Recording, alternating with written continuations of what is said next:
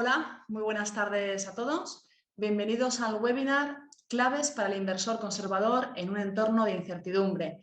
En este webinar vamos a entrevistar a Alfonso Benito, director de inversiones de Dunas Capital. Alfonso, ¿cómo estás? Hola, buenas tardes. ¿Cómo estáis? Muchas gracias por invitarme. Muchas gracias a ti. Muy buenas tardes. Bueno, pues como os venía comentando, el webinar de hoy vamos a intentar ofrecer algunas claves para todos aquellos inversores pues bueno, con no tanta tolerancia al riesgo para ver qué es lo que pueden hacer en un entorno tan desafiante, tan complicado como el actual.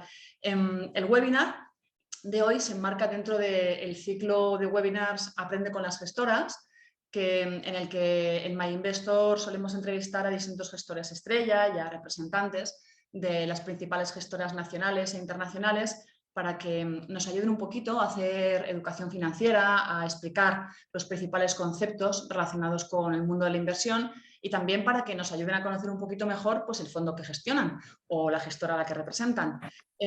Comentaros también que, como siempre, el webinar constará de una entrevista, en este caso a Alfonso Benito, y al final de esta entrevista abriremos un turno de preguntas a los asistentes que podréis formular a través del chat. Por supuesto, si a lo largo de la presentación de la entrevista os surgen las dudas, las podéis ir dejando en el chat, que ahí se quedan guardadas hasta el final de la presentación, que las iré leyendo yo en voz alta.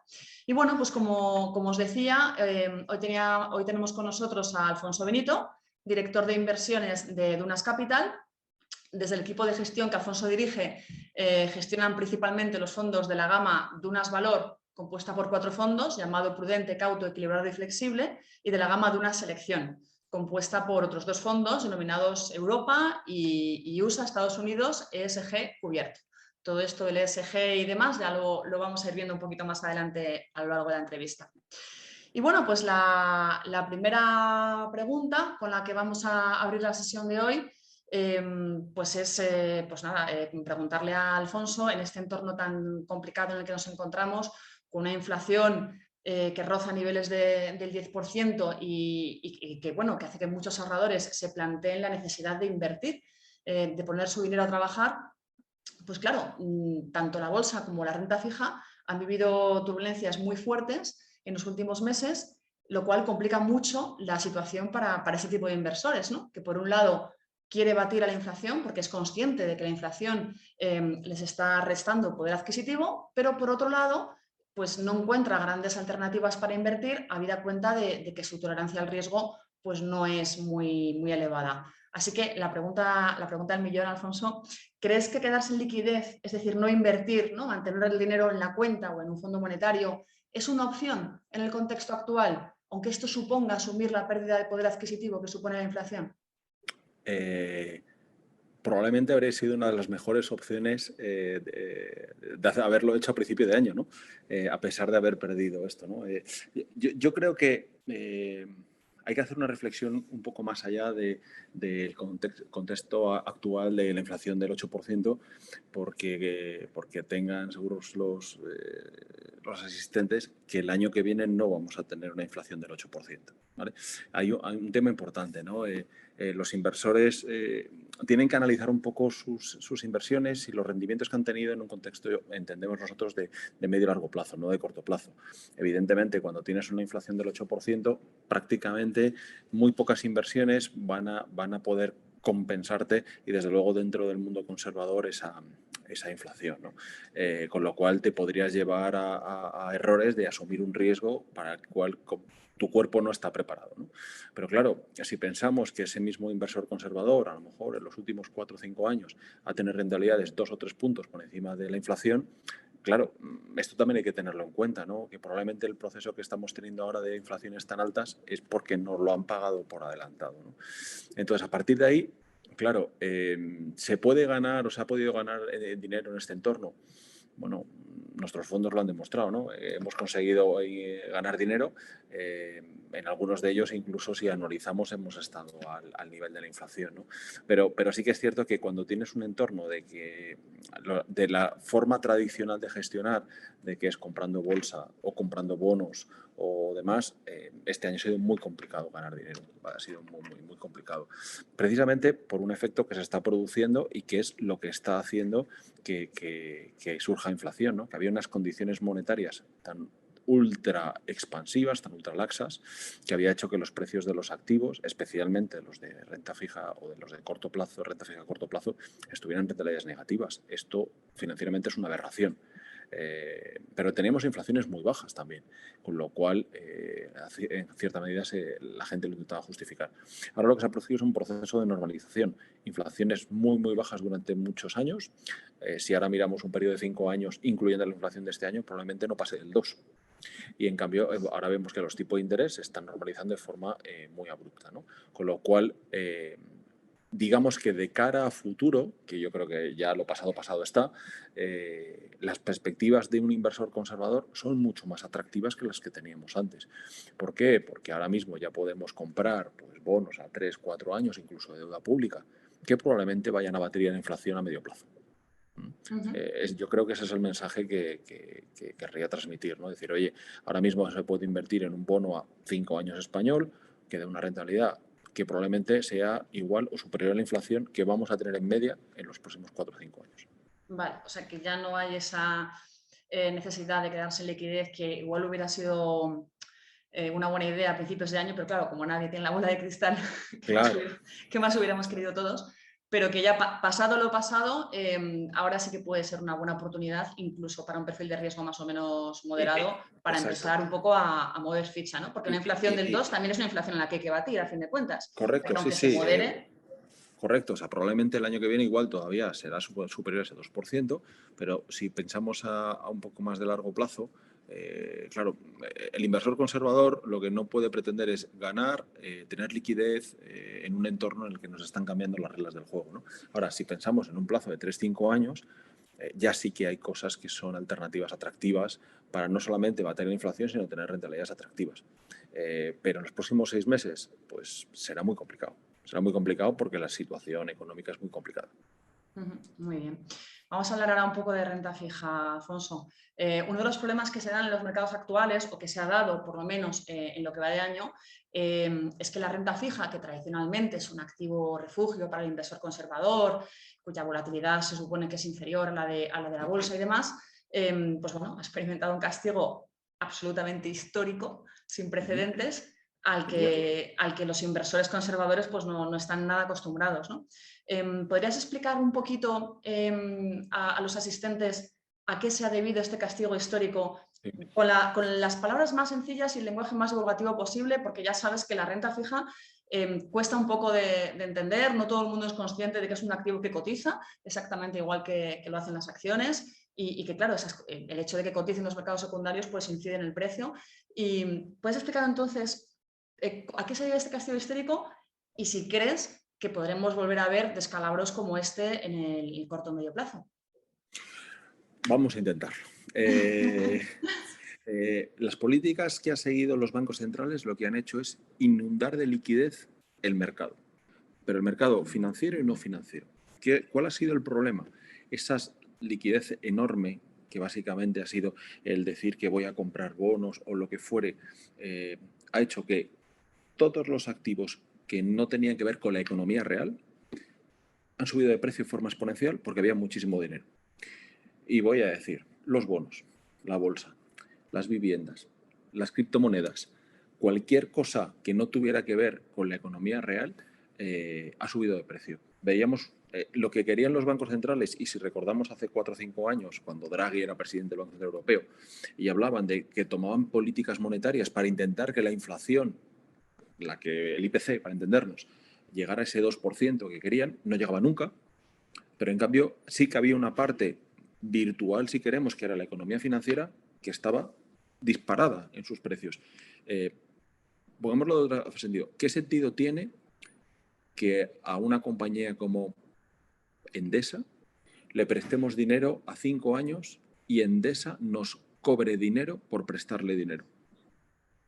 Ninguno. ¿Y se ha hecho? Sí. Y no inversor particular, inversor profesional. ¿Se ha hecho? Sí. ¿Qué sentido tiene prestar que por invertir en bonos alemanes pagáramos todos los años un 0,75%? En mi opinión, ninguno. Y se ha hecho. Claro, partiendo de ese nivel, el que ahora las cosas se vuelvan normales nos parece que es un batacazo terrorífico, pero es que lo otro era lo raro.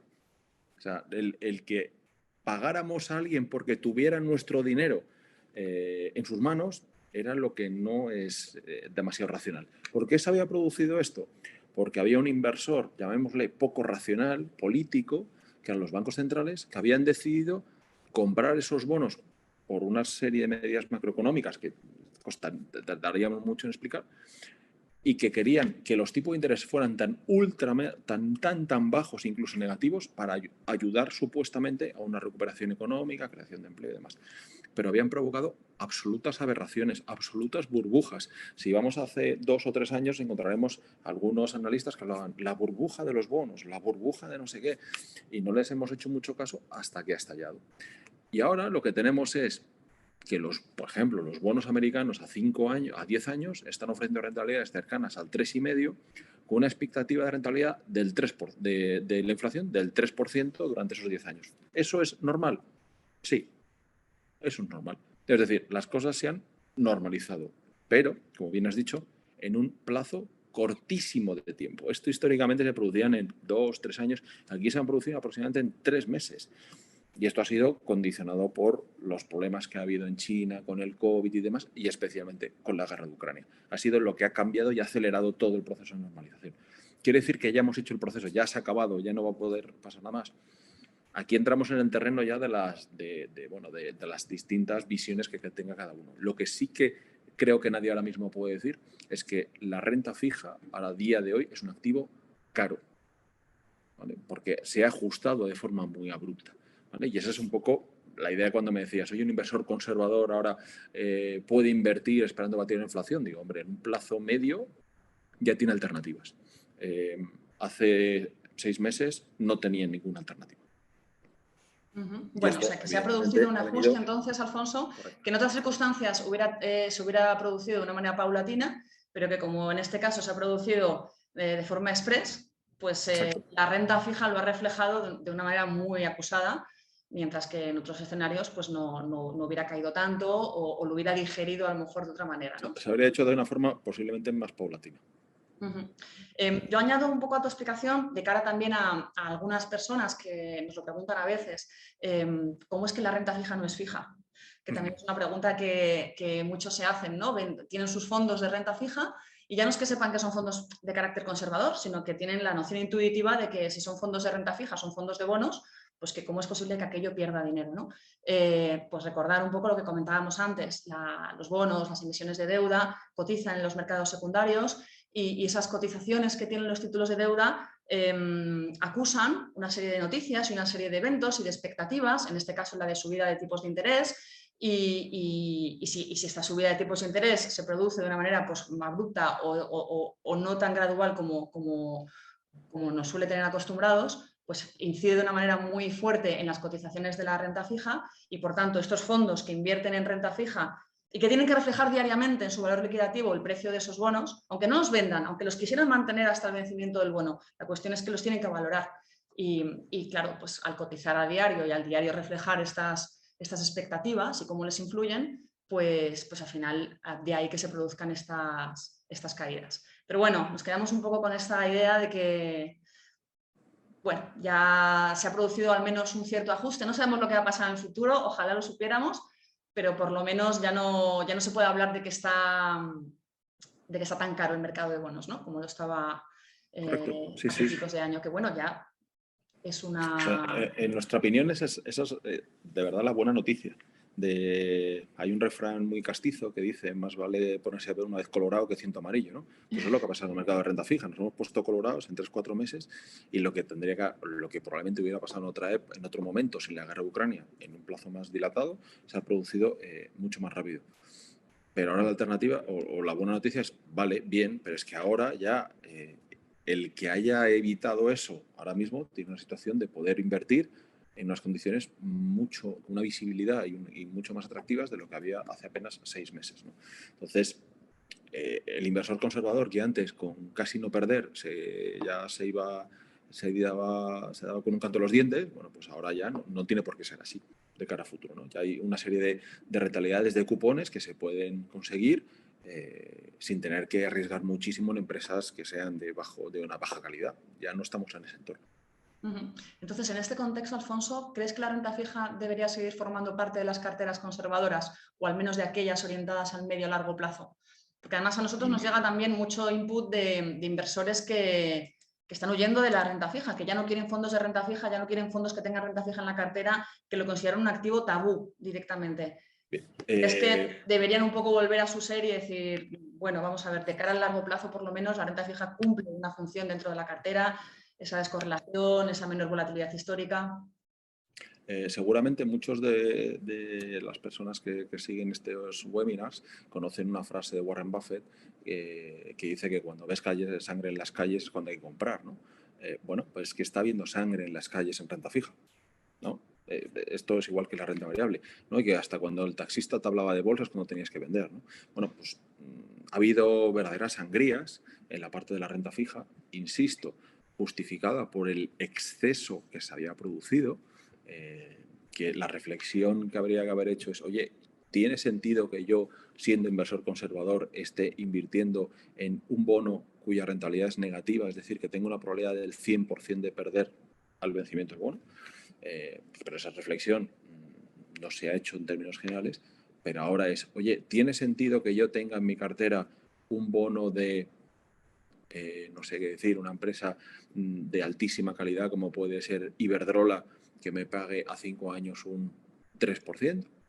Pues yo creo que tiene todo el sentido del mundo, ¿vale? No lo tenía cuando estaba al cero, tiene todo el sentido del mundo tenerlo ahora. Y lo que ha pasado, pues es que ya no lo podemos remediar, ¿no? Eso es como pensar que porque he tenido una acción comprada en el máximo, no vuelvo a comprar ninguna acción, ¿no? Lo que has hecho es comprarla en mal momento. Pero como todo, se puede ganar dinero y especialmente en la renta fija, que si lo compras a precios razonables, con esperar un determinado tiempo, no aquellos que compran al cero, porque esos difícilmente van a poder recuperar buena parte de lo que tienen, pero los que puedan comprar ahora, creo que van a poder dormir con rentabilidades consistentes y de medio plazo bastante atractivas en los próximos años. Por cierto, insisto que aunque de corto plazo pueda haber todavía sustos, eso no es descartable. Vale. Por cierto, que hablando de los plazos, nos pregunta alguien en el chat, que esta la voy a decir en voz alta ahora, no me espero al final porque yo creo que va a ayudar un poquito a lo largo de la presentación. ¿Qué es eso del corto, el medio y el largo plazo? Normalmente cuando se habla de corto plazo se habla de meses, se habla de un año, se habla de un tiempo en el que no hay casi margen de maniobra para que cambie el ciclo de mercado. Entonces, pues sí, en el corto plazo, en esos meses, en ese casi 12 meses, todo puede pasar. Cuando hablamos en general de medio o largo plazo, a lo mejor 3, 5 años, incluso más, es porque le estamos dando tiempo a los activos de los que estemos hablando, o los mercados de los que estemos hablando, para que cambien de ciclo, para que a lo mejor ese momento muy, muy, muy bajista en el que te encuentras, o al revés, pues cambie y evolucione un poco pues según cómo tiene que evolucionar, no solo por las circunstancias más inmediatas, ¿no? Que invitan a lo mejor a posiciones más tácticas, pero no estratégicas. Entonces, normalmente, si nuestros objetivos financieros nos lo permiten, lo ideal es invertir pues, a ese medio largo plazo, 3, 5, incluso si es posible 10 años, para que estos vientos, ¿no? Que te pueden venir a veces de frente o de cola, pues no sean tan determinantes, sino que tu cartera o tu fondo de inversión pueda atravesar pueda tener un ciclo de mercado completo en el que desarrollarse, en el que brillar, ¿no? Pues otra pregunta que te quería hacer, Alfonso, es que una de las grandes prioridades del inversor español, que tiene un carácter pues, más conservador a lo mejor, ¿no? que el inversor de otros mercados desarrollados, pues una de sus prioridades es la preservación del capital, no perder. Lo cual explica en muy buena medida el tirón que han tenido tradicionalmente en España productos como los fondos garantizados. La cuestión es, ¿realmente se puede invertir sin riesgo o a riesgo cero? Porque esa es otra cosa que de vez en cuando nos preguntan, ¿no? No, yo es que no quiero perder, no quiero arriesgar. Pero claro, ¿hasta qué punto el riesgo es inevitable o al menos inevitable en el corto plazo? ¿Qué plazos son razonables para que un inversor conservador recoja los frutos de su inversión? Si me permites una anécdota, yo cuando empezaba en este mundo, trabajaba en una gestora, una caja de ahorros, y me hacían esa pregunta, ¿no? Oye, yo soy un inversor muy conservador, ¿en qué puedo invertir para no perder? Bueno, contabas los fondos y tal, te dicen, uy, eso es mucho riesgo, prefiero comprarme un piso. ¿Vale? Bueno, parece que el invertir en un bono que pueda perder un 2% en un año es súper arriesgado y en cambio comprar un piso apalancado en el que pones un 20% y un 80% en hipoteca, esto es lo más seguro del mundo porque son piedras, ¿no? Lo único que hay en la vida seguro es la muerte y los impuestos. Partiendo de esa premisa, hay cosas que son más seguras, menos seguras y demás. Invertir con cero riesgo es dejar el dinero en cuenta corriente de un banco con mucha solvencia. No hay más. Y eso sabemos que no es invertir. Eso es tenerlo en liquidez y demás. A partir de ahí, lo que hay que combinar, en nuestra opinión, para esa preservación de capital, que en nuestro caso lo llevamos en el ADN, es intentar utilizar el sentido común en únicamente tomar riesgos cuando esos riesgos merezcan la pena. Y si no merecen la pena, no asumirlos. ¿Vale? Eso para nosotros es fundamental. ¿Vale? Nosotros creemos que los horizontes temporales son muy importantes. Los horizontes temporales históricamente han demostrado que reducen mucho la dispersión de rentabilidades a futuro. Es decir, lo que a día de hoy la bolsa te puede dar un más 20, un menos 20 en un periodo corto de plazo de tiempo. Si te vas a 10 años, la rentabilidad se ajusta y tienes que son rentabilidades anualizadas entre un 7 y un 9. Es decir, se estrechan mucho, pero en el corto plazo son variaciones muy elevadas, ¿no? En nuestra opinión, a invertir hoy en activos conservadores, llámense renta fija a menos de 5 años, son una inversión mucho más segura de lo que eran hace 12 meses, a pesar de los batacazos que ha habido. Nosotros creemos que una combinación de activos con cierto sentido común, de una forma diversificada y bien diversificada, no el tener muchos activos en cartera significa diversificar bien, que no solamente puedan ser únicamente activos financieros de liquidez diaria, sino en muchos casos también fondos de capital riesgo o fondos alternativos de activos reales y demás, como puede ser, no sé, inversiones en transporte o inversiones en energías renovables, ahora que están muy de moda en Europa por el problema con Rusia, pueden ser atractivas. Lo que el inversor tiene que tener es cierta paciencia, ¿vale? Lo que no puede ser es ganar siempre. Perdonadme que utilice un símil futbolístico, que a mí me gusta mucho.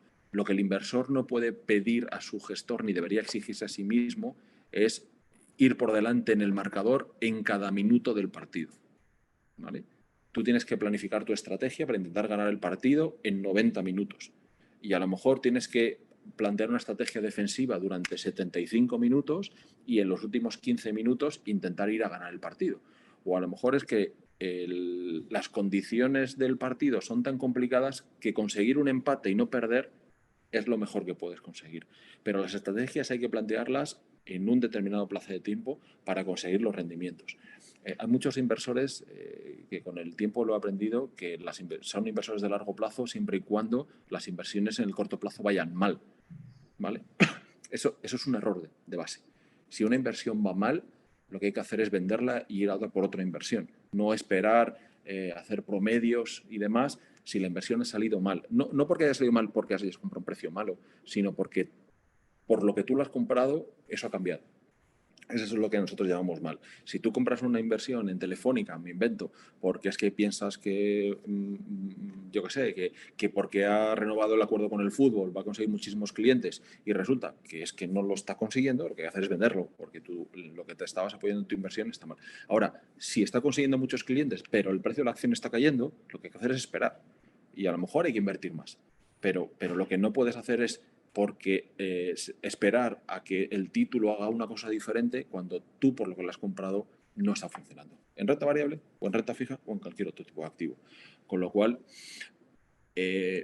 preservar capital para nosotros es fundamental, pero preservar capital es en un determinado horizonte de tiempo, porque si no, el preservar capital siempre es dejar el dinero en cuenta corriente y no es invertir. Sí, sí, completamente de acuerdo. De hecho, hay mucha gente que, bueno, pues que está muy angustiada por los resultados que tienen sus carteras en lo que va de año, pero que quizá deben plantearse, bueno, ¿y a 12 meses?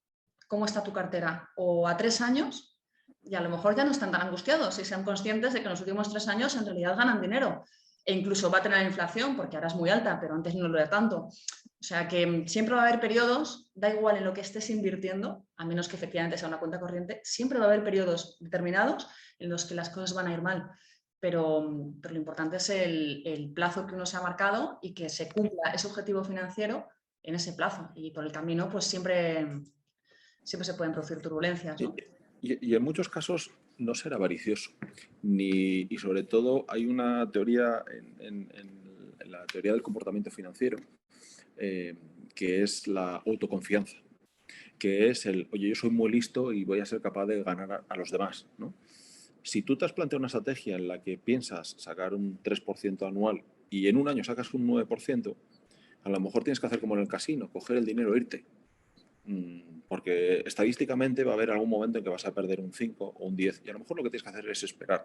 Bueno, lo que ha pasado es que ha habido rentabilidades muy por encima de las que los inversores tenían o les habían hablado de como objetivos y aún así era, oye, una ronda más, ¿no?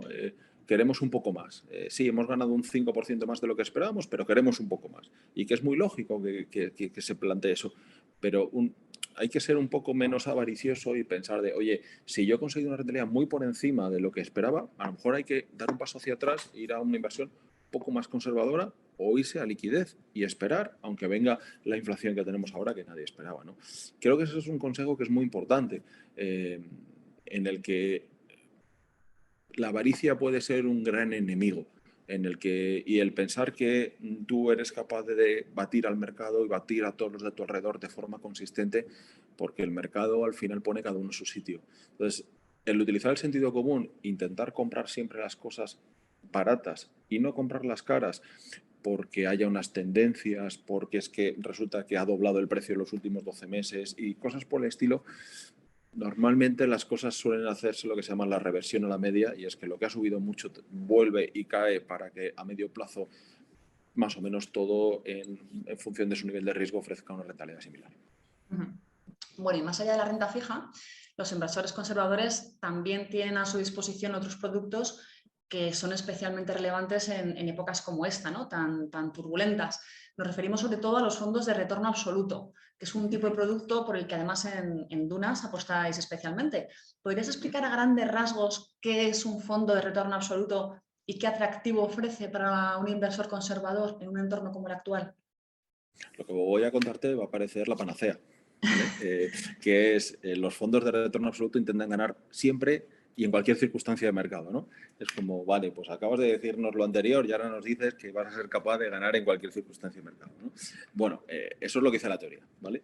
¿Qué es lo que entendemos nosotros como en Dunas, como fondos de retorno absoluto? Bueno, lo que sí que decimos es, oye, fondos que para el plazo que están diseñados cada uno de ellos, vamos a tomarnos una serie de libertades a la hora de gestionar, que probablemente no sea la gestión tal y como normalmente los inversores entienden, para poder conseguir las rentabilidades que prometemos. Intento explicarme un poco más en concreto. Por ejemplo, este año voy a hablar de Dunas Valor Equilibrado. Por ejemplo, es un fondo que busca un objetivo de Euribor 12 meses más un 2%, que si utilizamos el Euribor de principio de año por tomar una referencia sería un 1,5. Bueno, pues a cierre de mayo estaba en un 1,58% positivo. Y me diréis, oye, ¿cómo lo habéis conseguido esto? Bueno, lo que nosotros hicimos desde finales del año pasado, como he venido comentando, es pensábamos que los activos estaban muy caros, especialmente la renta fija. Lo que hicimos fue tener muy pocos bonos de renta fija, teníamos algunos, porque siempre hay alguna oportunidad que pueda ser atractiva, y lo que hicimos fue una serie de coberturas. ¿Vale? Lo que hicimos fue instrumentos financieros, que son los futuros, que lo que hacen es te dan la capacidad de que si un activo financiero cae, ganar dinero. Normalmente tú tienes un activo financiero y con la venta de futuros, normalmente sobre los bonos de gobierno, ganas dinero. ¿Qué es lo que ha ocurrido? Que nuestros bonos han perdido menos dinero del dinero que hemos ganado por estar cortos de los futuros de los bonos de gobierno. Esto nos ha reportado mucho dinero. Esto lo voy a poner en un término que igual no se entienden más los inversores, es como hacer una apuesta relativa en que, oye, ¿va a hacer más calor en Sevilla o en Badajoz? ¿Vale? Lo que juegas es a una diferencia. No juegas a que si va a hacer calor en Sevilla o en Badajoz, que sabemos que lo va a hacer, sino dónde va a hacer más calor. ¿No? Juegas esa apuesta relativa. Bueno, pues nosotros en esto ha sido, oye, ¿dónde voy a perder menos dinero? ¿En este bono o en este otro bono? Es una forma que luego se implementa de una forma un tanto más compleja, ¿no? Bueno, pues nuestros fondos han conseguido hacer eso en la parte de la cartera de renta fija, pero en la parte de la cartera de renta variable ha ocurrido lo mismo. Nosotros hemos tenido en este fondo, también tiene títulos de renta variable, hemos apostado por títulos que se beneficiaran de varias megatendencias, como son la electrificación, es decir, todo lo que es conectar nuestras casas y nuestras empresas con la red de electricidad española y europea, que esto, pues con el tema del coche eléctrico y demás, cada vez va a ser una demanda más importante y hay que conectarla con las plantas de energías renovables. Y esto es una inversión que yo creo que todos sabemos que se va a tener que hacer a medio plazo.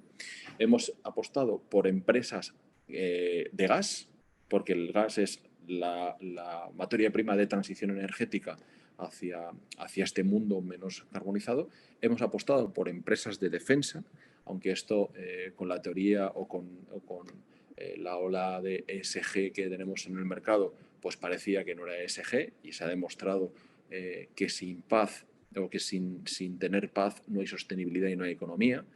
Con lo cual es muy importante tener sistemas defensivos importantes. Hemos apostado por empresas de logística, porque seguimos pensando que el comercio electrónico y el e-commerce va a seguir siendo muy relevante, y en cambio no hemos apostado ni por empresas tecnológicas ni por empresas de lujo, que habían subido muchísimo en los últimos años. ¿Por qué? ¿Porque nos parece que son malas empresas? En absoluto. Lo que a nosotros nos parecía era que no era justificable los precios que estaban pagando. ¿Se han corregido de una forma importante? Sí. Sin embargo, seguimos pensando que todavía hay riesgo en estas empresas porque siguen cotizando unos múltiplos muy elevados. Total, de toda esa combinación, al final, intentando comprar activos baratos y vender activos caros, lo que hemos conseguido es que la rentabilidad de nuestro fondo, a pesar de que ha habido caídas en bolsa, en los bonos, no sé qué, pues ha tenido una rentabilidad en torno al 1,5, o el siguiente paso en nuestro caso, que es de un valor flexible, pues cerró, si no recuerdo mal, el mes de mayo con una subida del 3,5%. El año anterior, que era un año más fácil, por ejemplo, Dunas Valor Flexible subió un 9%, no subió 20% como subieron otros. Nosotros lo que buscamos es lo que llamamos un rendimiento continuo patrimonialista, es decir, oye, yo en un plazo de 3 años en un Dunas Valor Equilibrio, de 1 año en un Dunas Valor Prudente, de 2 años en un Dunas Valor Cauto, en un 5 años en Dunas Valor Flexible, cumplir mi promesa de rentabilidad con el inversor. Y en todo caso, si no fuera capaz, que las probabilidades de pérdida de capital sean muy, muy, muy pequeñas. ¿Vale? Para ello nosotros nos esforzamos, todo el equipo de Dunas, que tenemos en Dunas Capital trabajando más de 78 personas, en intentar encontrar empresas cuyo riesgo de pérdida de capital en el plazo en el que estamos buscando sea muy reducido. Porque para nosotros el principal riesgo es perder dinero. No es la volatilidad, no, perder dinero.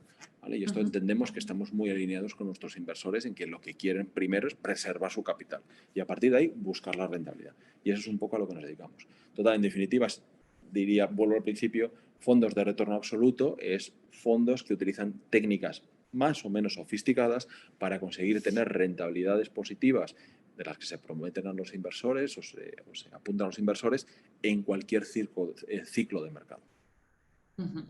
Yéndonos ahora al tema de la renta variable, con todo este desplome que ha vivido la renta fija, que ha dejado tan impactados, ¿no?, a los inversores conservadores, pues algunos de ellos están poniendo sus miras en la bolsa y prefieren correr riesgo bolsa que seguir invertidos en renta fija, ¿no?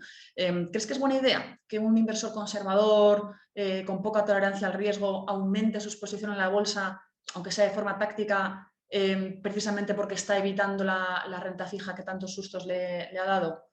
Y ya dentro de lo que es la renta variable, ¿qué segmentos o estrategias crees que son más atractivos en este momento?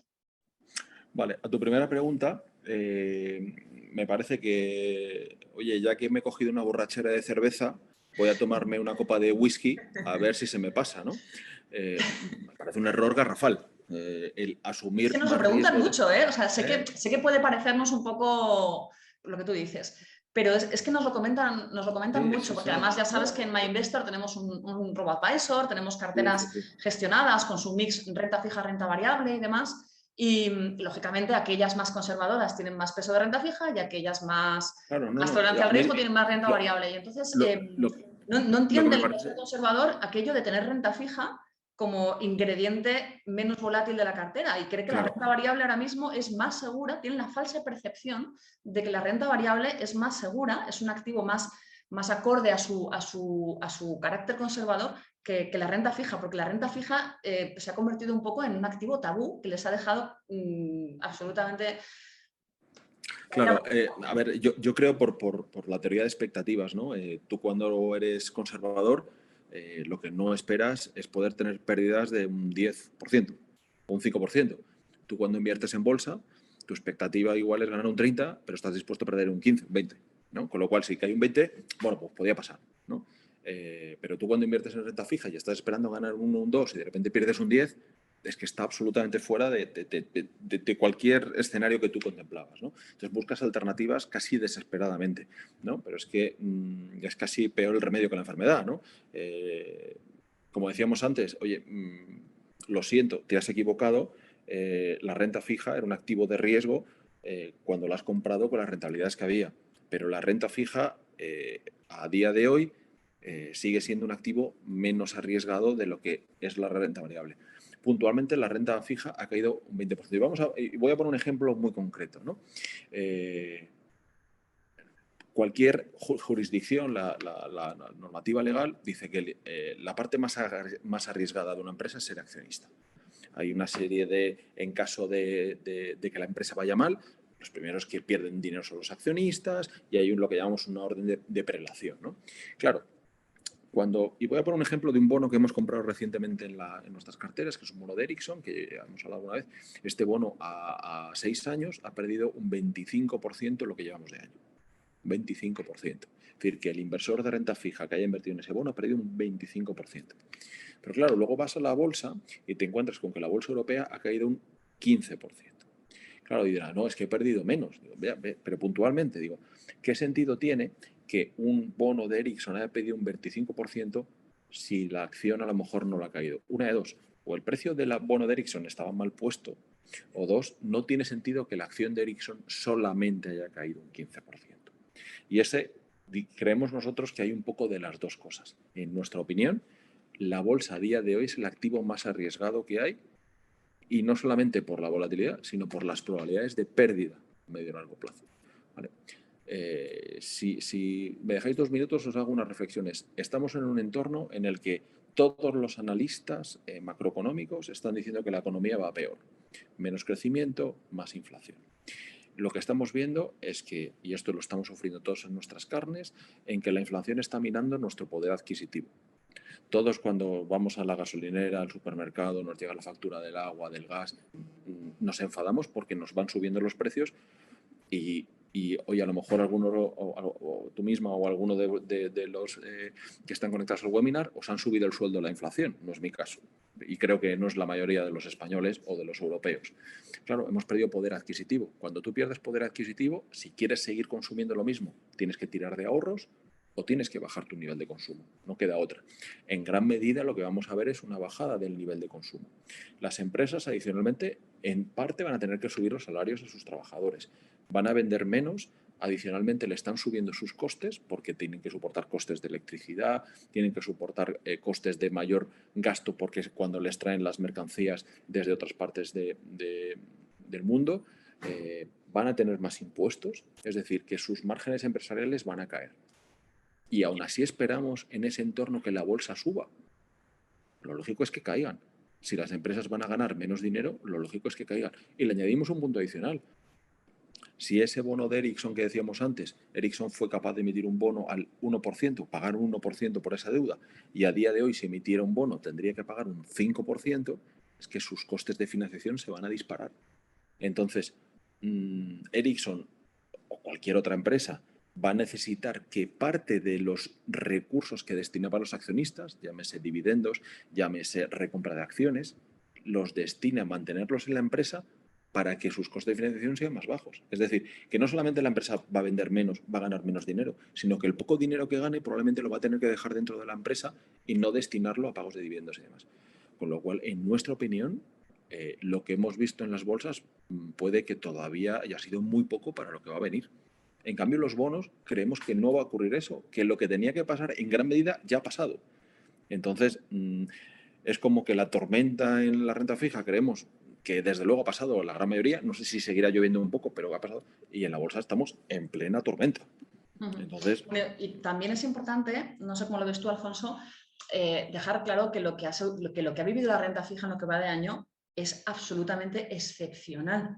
absolutamente. De hecho, tú ves los datos históricos de las últimas décadas del comportamiento de la renta fija, de los índices globales de renta fija, ¿no? Por poner así un benchmark genérico, y es que es histórico, o sea, es que esto no suele pasar. Obviamente que la renta fija puede caer o puede tener un mal año o una primera mitad del año mala, pero a estos niveles no, o sea, esto Sí. no es característico de lo que cabe esperar de la renta fija. No, Del mismo modo que normalmente renta fija y renta variable son dos activos descorrelacionados. ¿No lo han estado en este año? Bueno, pues no lo han estado en este año, pero a priori, con el histórico, con los datos históricos que tenemos y la naturaleza que tiene cada uno de estos dos tipos de activo, pues suelen tener un comportamiento de alguna manera descorrelacionada. O sea, que no podemos juzgar la renta fija por lo que le ha pasado este año porque ha sido una tormenta perfecta. O sea, es como si quisiéramos juzgar cómo es la renta variable por lo que hizo en 2008 o yo qué sé, o por lo que hizo en la crisis del COVID.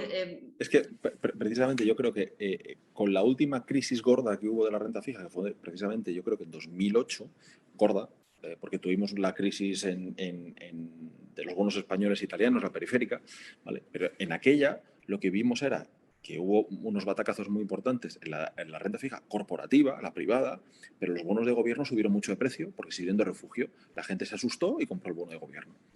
En la crisis que decíamos de la deuda periférica, vendían el bono italiano, el bono español y compraban el bono alemán o el bono americano. Y había algo en lo que se ganaba dinero. ¿Qué es lo que ha pasado en esta? Que todo ha caído. Que ha caído los bonos de gobierno, han caído los bonos corporativos, han caído las bolsas, ha caído todo. ¿Esto va a seguir pasando a medio plazo? No. Con lo que hemos dicho, con el ajuste que se ha producido en la renta fija a medio plazo va a servir de descorrelación de nuevo con la renta variable.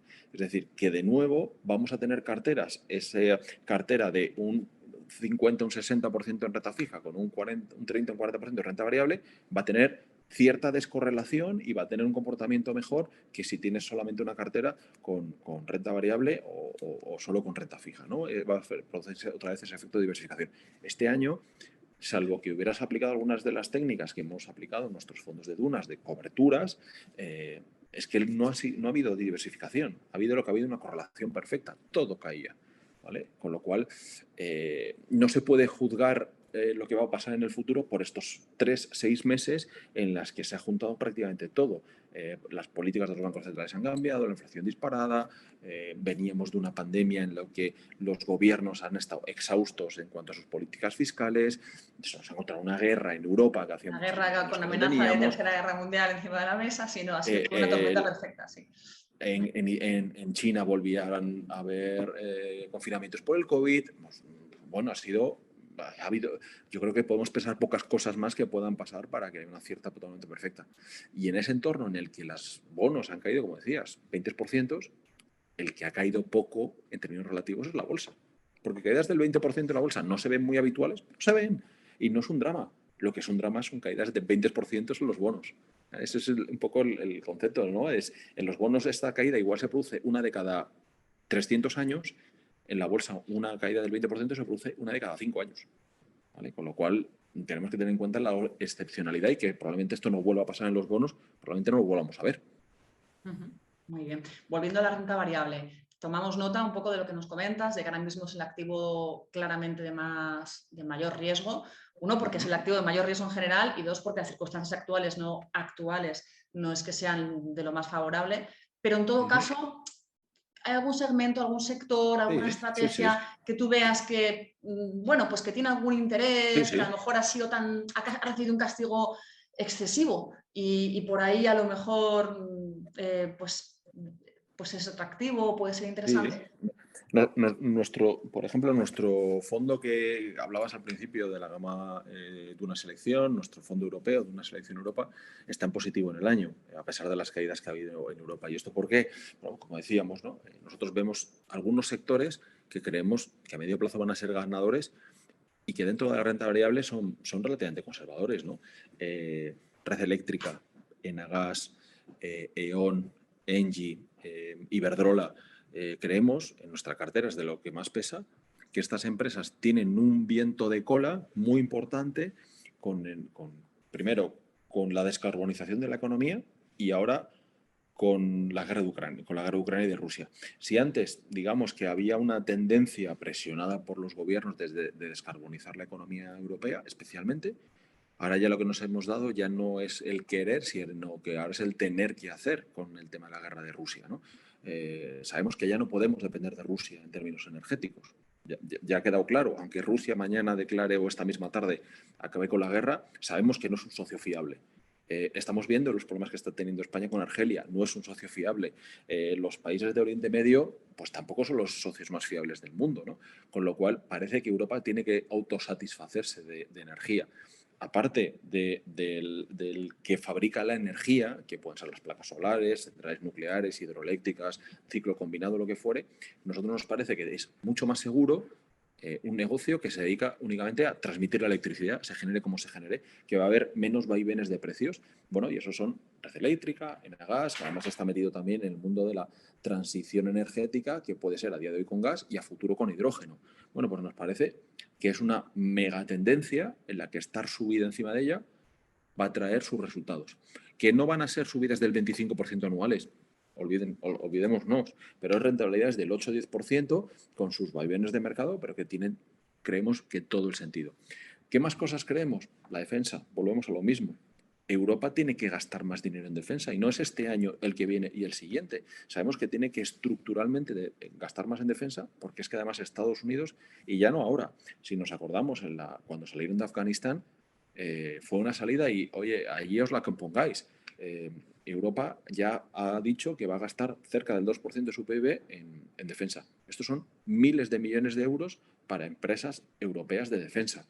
Bueno, pues nos parece que tiene sentido estar en este tipo de empresas. ¿Qué más no creemos? Empresas de telecomunicaciones, grandes derrotadas durante los últimos 8 años. Nadie quería Telefónica. Bueno, este año es uno de los mejores títulos. ¿Por qué? Pues tiene un negocio relativamente seguro, relativamente recurrente, en el que no te da grandes alegrías, pero sí que te da un dividendo y una recurrencia en cuanto a los beneficios. Bueno, pues nos parece que es algo que puede tener sentido. Empresas farmacéuticas. Nos vamos a hacer viejos y vamos a consumir más medicinas, desgraciadamente. Pues es que esto, vale que no te vas a hacer rico y no va a subir un 40% cuando publicas resultados como Prasan en empresas tecnológicas, porque es que no es ese tipo de negocio. Claro, cuando estamos hablando de inversión, esperar a que se publique un resultado para ganar un 40%, quizás está más cerca de la ludopatía que de la inversión.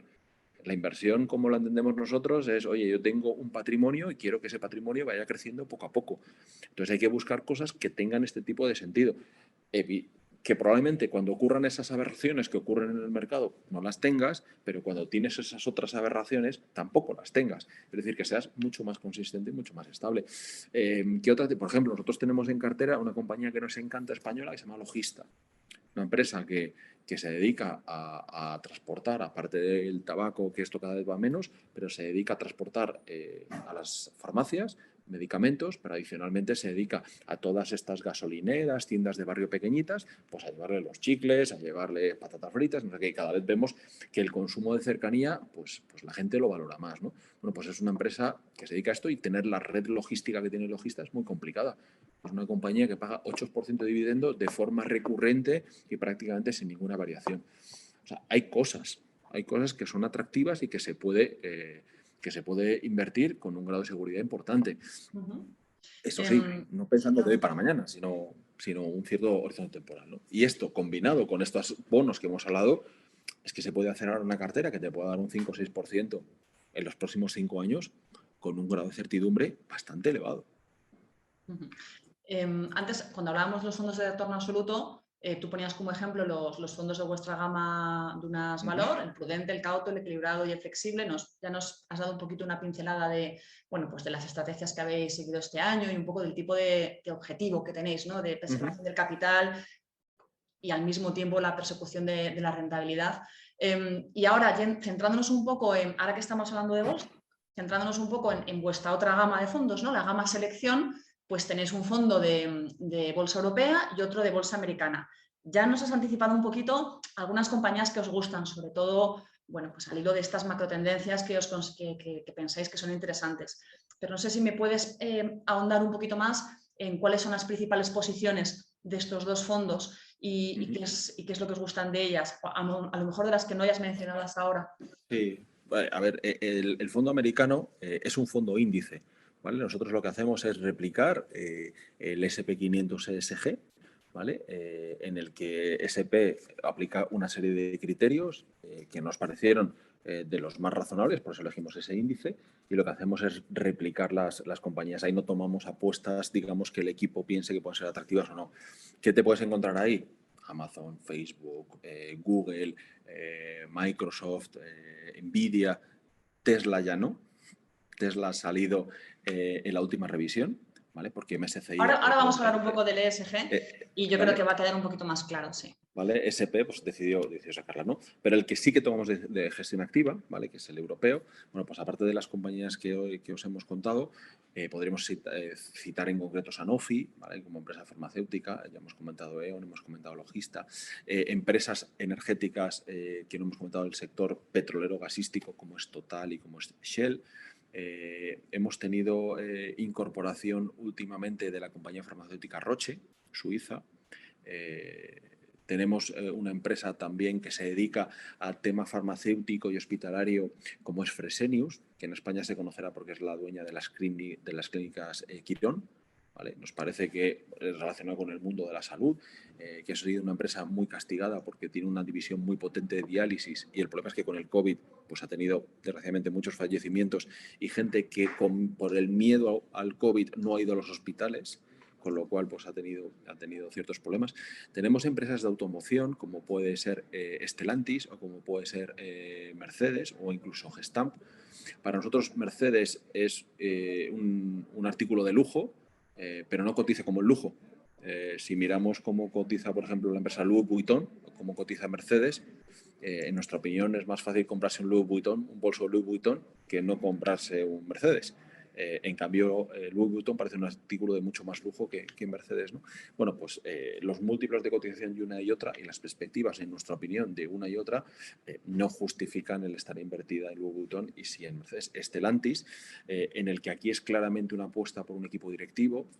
Carlos Tavares es antiguo directivo de Renault, después fue de Peugeot, que la fusionó, compró Opel y ahora se ha fusionado con la Fiat, y lo que está utilizando es una estrategia de incremento de márgenes. No sé si tanto tú como los que estén conectados os gusta un poco el mundo de los coches, pero si os fijáis en los últimos 10 años hay muy pocos Peugeots bajos y cada vez hay muchos más Peugeots altos, ¿no? De los subs. Bueno, pues es que el margen entre un coche de uno y otro para la empresa es doblarlo. ¿Vale? Es doblarlo, es el mismo coche alto, ¿no? Con pocas modificaciones. Bueno, pues ha conseguido incrementar los márgenes de una empresa que es de un coche, digamos, medio, a los márgenes de las empresas premium, gracias a esta política. Y está haciendo un poco lo mismo con la parte que ha heredado de Fiat, o que ha comprado de Fiat y está mejorando sinergias, pues reduciendo inversiones, reduciendo plantas y demás. Y nos parece que es algo muy atractivo. Y luego, por ejemplo, Gestamp. Gestamp es una compañía que tienen muchos fondos españoles, que está sufriendo mucho por, bueno, los problemas que está habiendo de chips y la rebaja de producción a nivel mundial de coches, pero tiene una tecnología que es única, es capaz de hacer que los coches sean más ligeros sin que pierdan rigideces. Todas las grandes productoras de coches del mundo son clientes de Gestamp. Está ganando cada vez más cuota de mercado. El problema es que se han vendido menos coches de lo que se esperaban. Volverán a venderse a medio plazo y especialmente como con esta tecnología consigue, uno, o bien que los coches eléctricos tengan más autonomía o dos, que los coches de combustión gasten menos, está totalmente alineado con los objetivos de descarbonización de los ODS, ¿no? Con lo cual, es una compañía que a medio plazo estamos convencidos que va a tener muy buenos resultados, pero en el corto plazo pues, tiene una volatilidad tremenda, ¿no? Yo creo que te he repasado las primeras 10 posiciones que tiene el fondo y ya ves que no hay nada tecnológico, nada, como decimos nosotros, con PERs muy elevados y que estamos esperando unos crecimientos monstruosos, ¿no? Empresas mucho más consistentes, sólidas, si me permites, aburridas, previsibles, como somos nosotros, ¿vale? En el que pues lo que buscamos es la recurrencia y no pues el dar un pelotazo que alguna vez pasa, pero no es el objetivo primordial de nuestra cartera, ¿no? Sí, saber lo que se hace y por qué se hace, ¿no? Que es algo tan necesario para todos los inversores, no solamente los profesionales como vosotros, sino desde nuestra propia perspectiva como retail, ¿no? Saber en lo que estás invirtiendo y por qué estás invirtiendo ahí. O sea, no pretender esa cosa mágica de, no, quiero volverme rico y además quiero que sea de la noche a la mañana, lo cual a muchos inversores les lleva a meterse pues, en estrategias o en activos que no saben realmente cómo funcionan ni cómo les van a proporcionar esa rentabilidad que ellos esperan, pero ellos la esperan y la quieren rápido. Y hay veces que lo importante es el camino, ¿no? Bueno, pero ¿por qué estoy aquí? ¿Por qué estoy invirtiendo? Y esto, ¿qué me va a dar esta rentabilidad que yo espero? Que por lo menos haya una lógica, ¿no? Y una comprensión de ese proceso y de por qué se va a producir esa rentabilidad que esperamos, que por supuesto nos podemos equivocar porque los mercados nos pueden poner en nuestro sitio a todos, tanto a los retail como a los expertos como vosotros, pero al menos que haya una lógica racional, ¿no? Que haya Para nosotros esto que dices que tiene todo el sentido del mundo, ¿no? Una de las preguntas que nos han venido haciendo en los últimos 3 años es, oye, ¿invertís en criptomonedas? Y mi respuesta es no. Y me dicen, ¿por qué? Digo, es que no las entiendo. Quizás ya soy demasiado viejo, las canas me van delatando, pero a mí me enseñaron una cosa cuando estudiaba y era la vaca por la leche que da. Y eso es lo que intentamos aplicar. Es que en criptomonedas no sé qué leche me va a dar. Simplemente lo que es que alguien compre lo que yo venda esperando venderlo más caro de lo que lo ha comprado. Ya está, no le saca ningún beneficio. Pero podemos pensar lo mismo del oro. Para mí el oro es la criptomoneda más antigua del mundo. Bueno, Alfonso, pero el oro sirve para hacer cosas, por lo menos. Es verdad que su precio no va acorde a su uso, claro, pero sirve para hacer cosas. Si tú compras oro, es verdad, por ejemplo, se produce ese aumento estacional en otoño con las bodas en la India, luego tiene sus usos industriales. O sea, el oro, al final, es verdad que tiene un componente muy especulativo, muy valor refugio, que es el 90% de su cotización, pero por lo menos es algo, ¿no? Es un metal que tiene un uso y que tiene una validez y que te pasas un collar. Igual dentro de 6.000 años, las criptomonedas tienen el mismo 10% de uso. Pero sí, las criptomonedas, al final, lo que no dudo que es muy interesante, que es lo que suelen argumentar los defensores de la inversión en criptomonedas, es la tecnología que hay detrás. Y eso sí, es que me parece incuestionable que toda la tecnología, incluso el concepto, ¿no? de criptodivisa, de cómo a veces puede ser necesaria la existencia de criptodivisas en según qué países cuyos bancos centrales pues, no son muy capaces de bregar con la hiperinflación, etcétera. O sea, el concepto en sí, la tecnología que hay detrás, pero luego cada criptodivisa en concreto, el oro al final, no sé, igual porque me pasa como a ti, y lo que no es físico, lo que no es, ya no que de leche o no de leche, ¿no? Pero por lo menos que sea tangible, que tenga un uso, ¿no? Un uso comprobado.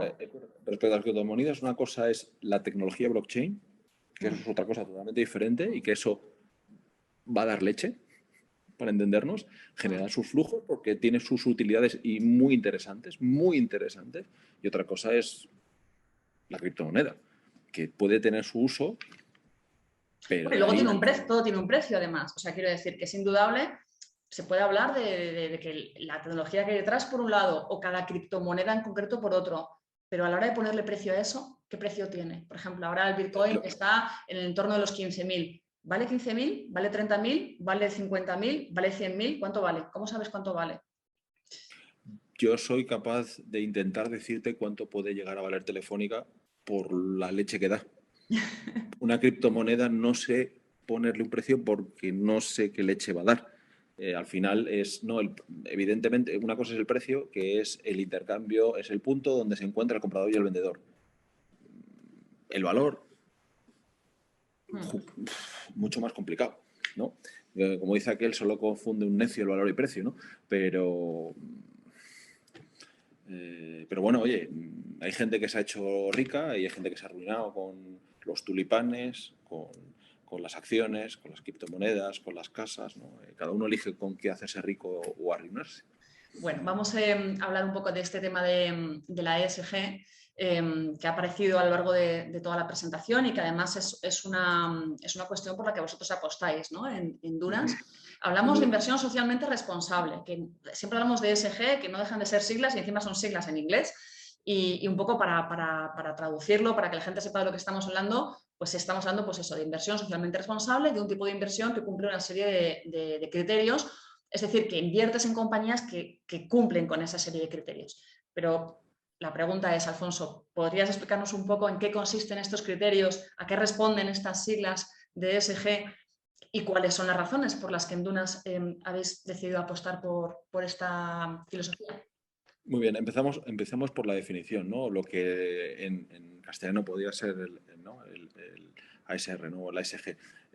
La E viene de environment, el medio ambiente, el entorno, ¿vale? Que es cuidar el medio ambiente, no gases invernadero, reducir el consumo de CO2, reciclaje, economía circular, ¿vale? Todo esto que va relacionado. La S, que es el tema social, que también es muy importante, no solamente ser muy verde, el tema social es el tratar a las personas con respeto, el tema de que haya igualdad de género en las empresas, que haya igualdad de salariales en las empresas, que no se discrimine por cuestiones de raza, de sexo, de religión, etcétera, etcétera, ¿vale? Y luego está la G, que la G es el buen gobierno, es decir, que haya unas buenas prácticas en la gestión de las empresas, que haya una serie de comités que velen porque las cosas se hagan correctamente, que haya transparencia, que se cumplan las normas del mejor buen gobierno, ¿no? Históricamente se ha demostrado que las mejores inversiones son aquellas en las que las empresas tienen un mejor governance, la G. ¿Vale? Y esto, los mejores inversores, nosotros durante muchos años, siempre para nosotros era un capítulo fundamental estudiar la G, ¿vale?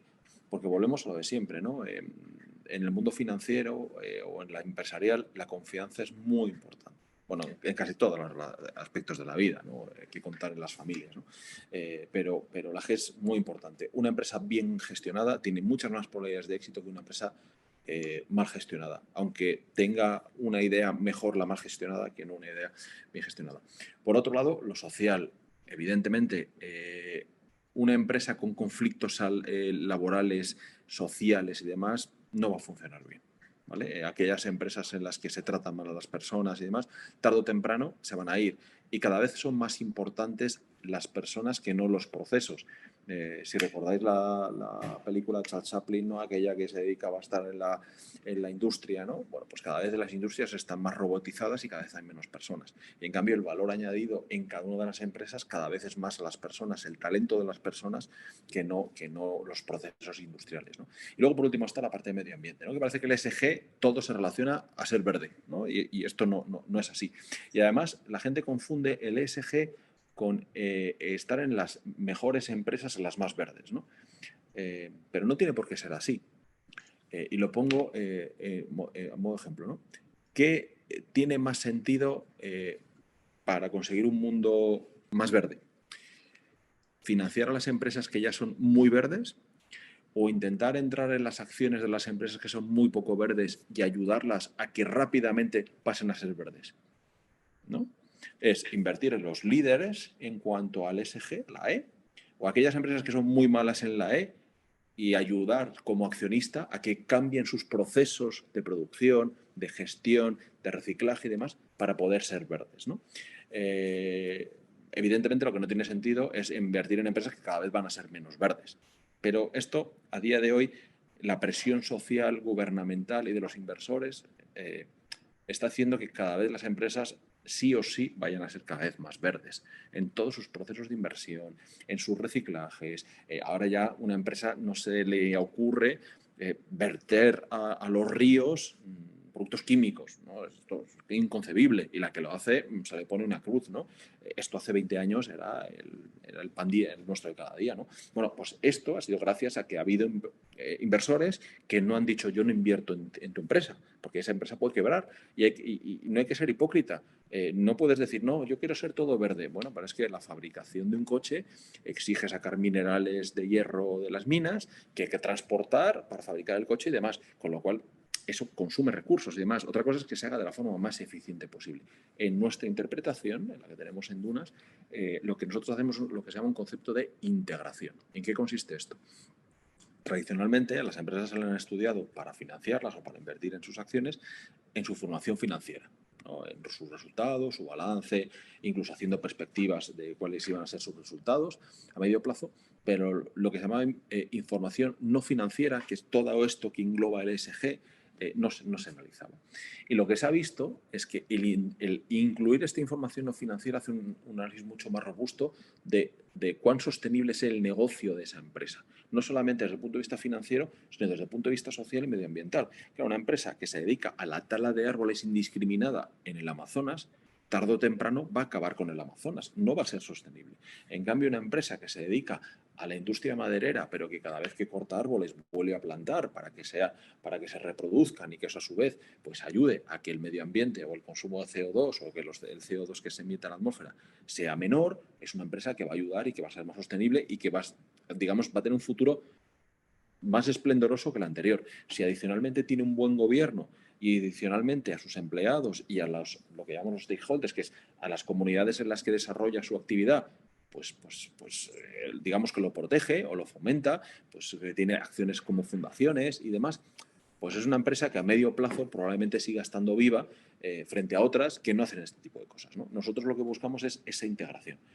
Empresas que tienen muy mal ESG, decimos que no invertimos, pues quitando algunos casos muy concretos, que pueden ser empresas pornográficas, empresas que se dedican a la fabricación de armas controvertidas, minas entre personas, por ejemplo, y demás, que esto nos parece que no es asumible, pero empresas de defensa, ¿por qué no? Empresas petroleras, ¿por qué no? Empresas que se dedican al tabaco, ¿por qué no?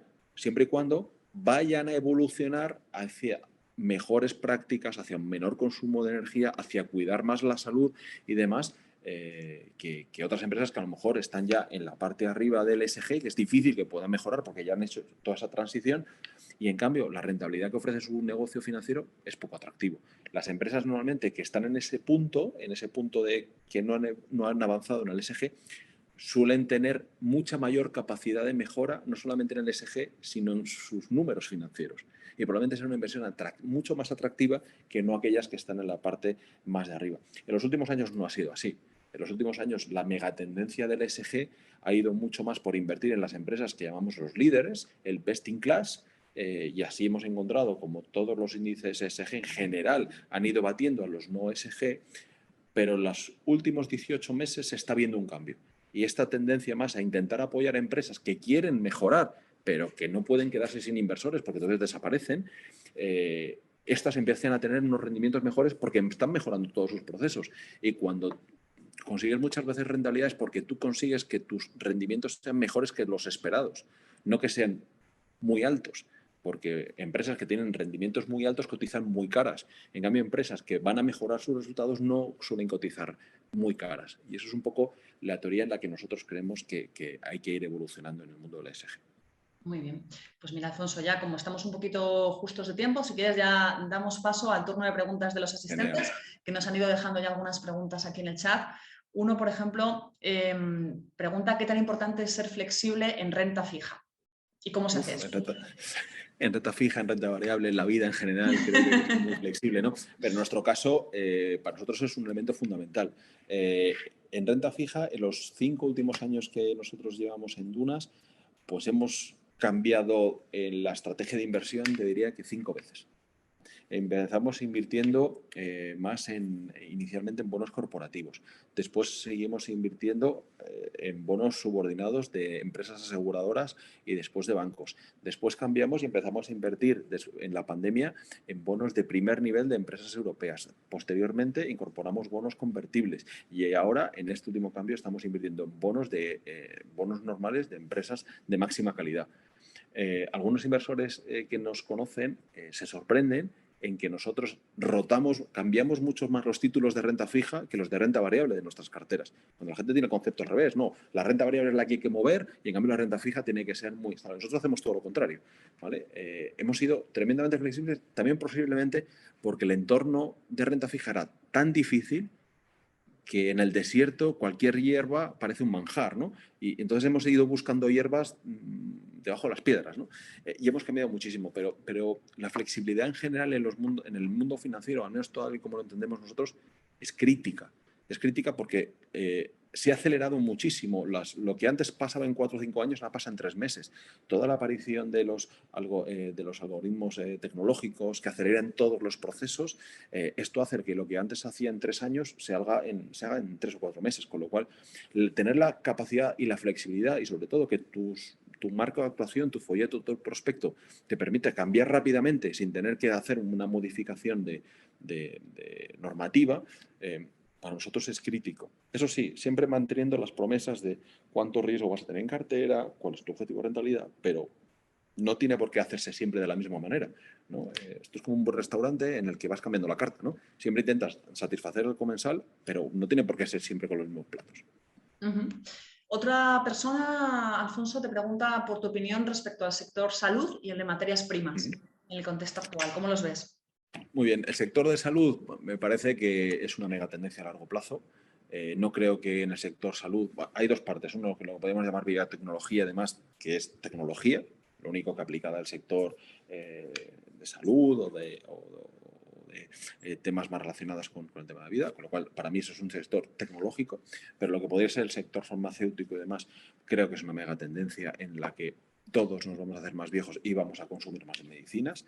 Y además, uno de los elementos en los que los países en vías de desarrollo cada vez quieren tener más acceso a medicinas, como es normal, con lo cual hay un crecimiento muy importante. Y como hace falta mucha inversión, empresas pequeñas es difícil que por ahí participen.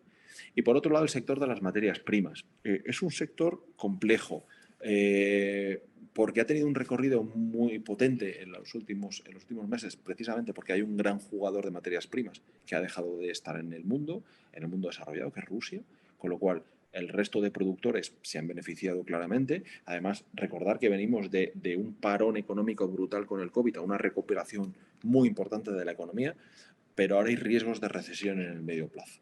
Y estas empresas en un escenario de recesión tienen unos riesgos muy importantes del parón económico. A nosotros el primero nos gusta, están en nuestras carteras. A nosotros el segundo, creo que solamente tenemos una inversión en el mundo de las materias primas y es un bono a 2 años. Muy bien. Hablando de materias primas, otra pregunta por cómo ves el oro, todos los asistentes, quiero decir. Yo creo que antes ya has anticipado un poco lo que piensas del oro. No tengo opinión, no entiendo por qué el oro vale lo que vale y ni sé las dinámicas, salvo por compra y venta. Hay gente que dice que es valor refugio. Bueno, ¿y por qué el oro y no el platino o otra cosa? No lo sé. Sé que tradicionalmente se ha considerado un activo refugio para frente a la inflación, pero también, en mi opinión, o en la opinión del equipo de Dunas, también se ha beneficiado mucho de ese exceso de liquidez que ha habido en el mercado. Si ese exceso de liquidez va a desaparecer, probablemente el oro también se vea afectado y tenga una bajada de precio porque hay menos dinero en el mercado. Pero insisto, no conozco las dinámicas y mira que he estudiado papeles y papeles para intentar entenderlo, pero vuelvo lo mismo, no me da leche. Por lo tanto... Bueno, hablando de cosas que no dan leche, otro de los asistentes, yo creo que al hilo de nuestra pequeña conversación sobre las criptomonedas, apunta que, bueno, que las criptomonedas tienen un uso como medio de pago en los mercados ilegales y en la dark web. Eso que es un driver que tienen, está claro, no lo vamos a negar, pero también hemos de decir que a la hora de valorarlas, pues es un driver muy difícil de poner en valor, porque hasta qué punto va a sostener el precio de una criptomoneda el uso ilegal que hagan de ella. Pues podemos imaginarnos que se hace un uso legal de ella porque puede servir a ciertos fines, pero tasarlo, evaluarlo, saber hasta qué punto eso va a sostener la cotización de la criptomoneda. Lo digo en el contexto de la conversación que hemos mantenido antes de que son muy difíciles de valorar, son muy difíciles de entender, incluso por parte de expertos, ¿no? Fíjate, yo a ese aspecto lo único que te podría decir es, si una un activo, llamémosle la criptomoneda un activo, si al final se sostiene únicamente por su uso ilegal, tarde o temprano los gobiernos, con perdón, le meterán mano, ¿vale? En nuestro caso, es verdad que se utiliza para pagos en la dark web, con lo cual, desde un punto de vista ético y de ESG, no deberías considerarlo como un activo invertible, ¿vale? Y sobre todo cuando estamos viendo que cada vez se están poniendo más restricciones a las monedas de uso legal, el uso físico y demás, por aquello del dinero negro, la economía sumergida y demás, ¿no? Bueno, aquí estamos hablando de otra dimensión, ¿no? En el que, bueno, pues cada vez que hay temas de hackeos y demás, todo el mundo quiere recibir el dinero a través de criptomonedas, ¿no? Claro, esto no le hace nada bien a este mundo, ¿no? En el que no lo entiendo, insisto, pero no le hace nada bien, porque si todo el mundo va a asociar a que las criptomonedas sirven para negocios ilegales, pues hombre, tarde o temprano, pues ahora una regulación o aparecer una criptomoneda respaldada por los gobiernos, que tenga todo su uso legal, que todo sea medianamente trazable, pero bueno, difícilmente se va a sostener un activo solamente por temas ilegales. Sí, está claro. Otra de las preguntas que hacen, Alfonso, es, ya centrándonos en la renta fija, ¿qué es mejor? ¿Renta fija a corto plazo en este momento? ¿Renta fija a corto plazo o renta fija a largo plazo? Pregunta, ¿hay que esperar que la subida de tipos haga techo para la renta fija a largo? No, no. Bueno, primero, ¿qué es mejor? Depende de tu horizonte temporal. Pero lo que probablemente veamos en el medio plazo sea lo que llamamos una inversión de curva, y es que los tipos de largo plazo empiecen a bajar en rentabilidad antes que los de tipos de corto plazo. Si dentro de 44 minutos la Reserva Federal va a anunciar su expectativa o su subida de tipo de interés, bueno, lo que vamos a ver, si suben muy rápido los tipos de interés, es que probablemente a la economía la va a meter en recesión, ¿no? Y esto se produce lo que llamamos la inversión de curva, que los tipos de corto plazo están más altos que los tipos de largo plazo porque se empieza a descontar una cierta recesión, ¿no? Claro, nosotros estamos empezando a comprar bonos a largo plazo porque empezamos a ver que si los bancos centrales se pasan de frenada, va a haber una recesión. Si hay una recesión es una caída de la inflación y de nuevo hay miedo y vas a compuscar el activo refugio, que son los bonos de gobierno, ¿no? Entonces, llega un determinado punto en el que, aunque tengas una rentabilidad del 4% en un bono a 2 años y un 3,80 en un bono a largo plazo, es que un 3,80 es durante 10 años y un 4% es durante 2 años. Y a lo mejor cuando te venza tu bono a 2 años del 4, igual ya podrías comprar uno a 8 al 1%, ¿no? Entonces, esto es un poco lo que hay que analizar. La renta fija es mucho más complicada de entender que la renta variable. Tiene muchísimas más variables y muchísimas más dinámicas. Muchos inversores al final se centran en la renta variable porque, si me permitís, es lo más sexy, lo que aparece en la tele y tal. La renta fija es muchísimo más complicada, afecta a muchísimas más cosas, muchísimas más variables, y hay 100 euros en el mundo en renta fija por cada uno que hay en renta variable. Con lo cual es mucho más complicado y afecta mucho más lo que pasa a la renta fija, a los gobiernos, a las políticas macroeconómicas, de lo que pasa a la renta variable. Pero a la pregunta en concreto, si es mejor corto plazo o largo plazo, nosotros hasta el mes de mayo nos hemos centrado en bonos a corto plazo. Desde, diría, mediados de mayo hemos empezado a incrementar los plazos de los bonos que estamos comprando. Preguntan al hilo de esto también, Alfonso, ¿cuál es la evolución de la rentabilidad estimada de la renta fija soberana para estos bonos estatales a 2 o 3 años vista? Grosso modo. Nosotros pensamos que buena parte de la corrección que tenían que tener ya la han tenido. Para nosotros, un bono francés, por poner una referencia diferente a las que hemos estado comentando, a 10 años al 2,5-3%, nos parece un precio bastante razonable. No quiere decir que sea el precio o la TIR más alta que podamos ver, pero nos parece que es bastante razonable. Sobre todo porque ya a partir de ahí empiezas a tener una rentabilidad anual que te va a proteger en cierta medida de caídas adicionales, cosa que no hemos tenido cuando está al cero, y evidentemente cuando cae un 20% casi no te protege nada, ¿no? Pero es difícil pensar que si empezamos a hablar de rentabilidades de 3-4% en algunos activos de deuda soberana, vayas a tener unas pérdidas tan significativas, primero por el nivel de partida y dos por la rentabilidad ya recurrente que te va ofreciendo, ¿no? Con lo cual, si hubiera caídas, que no es descartable, entendemos que para nada van a ser del calibre que hemos vivido los últimos 3 meses. Y ya por último, que se nos está yendo un poquito de hora el webinar, pasamos a la última pregunta. Nos pregunta un asistente por cuál es el plazo de tiempo razonable que necesitan los fondos de retorno absoluto para obtener esa rentabilidad positiva que persiguen. Pregunta él también si conlleva riesgos. Bueno, va de suave, pero si lo quieres aclarar también. Sí, a ver, nosotros también depende del el nivel de riesgo que quieres incluir a ese fondo de retorno absoluto, ¿no? En nuestro caso, estamos hablando de un valor prudente que su objetivo es Euribor 12 meses como el de las hipotecas más 50 puntos básicos, un 0,50. Estamos hablando que su horizonte temporal óptimo es un año. El siguiente nivel de riesgo nuestro, que es doble de rentabilidad, Euribor más 100, con un objetivo de volatilidad del 2,5%, ya estamos hablando de 2 años. Tunas valor equilibrado, Euribor más 200, 3 años. Y Tunas valor flexible, objetivo Euribor más 400, 5 años. ¿Vale? Me dices, ¿eso quiere decir que hay garantía de que vas a conseguir eso? No, no. Lo que pensamos es que es el plazo ideal para que las estrategias que implementamos funcionen para intentar alcanzar esa rentabilidad y, en su defecto, cuanto menos que la probabilidad de pérdida de capital sea muy bajita, o al menos la intensidad de esa pérdida de capital sea muy bajita.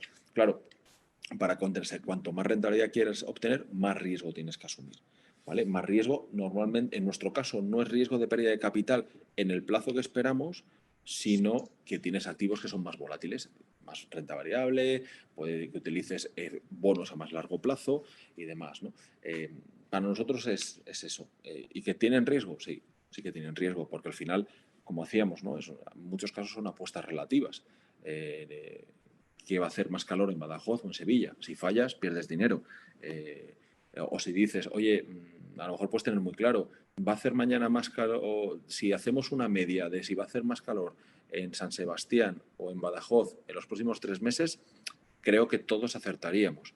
Ahora, si decimos en un día en concreto, igual ya no es tan claro, ¿no?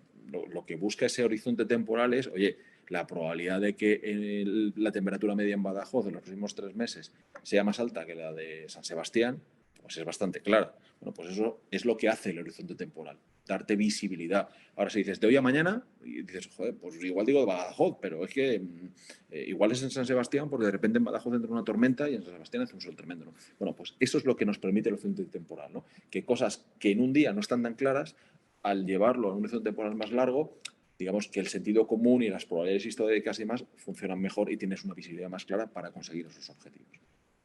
Muy bien, pues nada, Alfonso, muchísimas gracias. Antes de terminar el webinar, quiero recordarle a todos los asistentes que la grabación de este webinar va a estar disponible en el blog de MyInvestor a partir de mañana, tanto la grabación del webinar como el podcast. También recordaros que precisamente en el blog de MyInvestor van a poder encontrar todo tipo de contenidos divulgativos y de educación financiera, posts, vídeos, podcasts, webinars.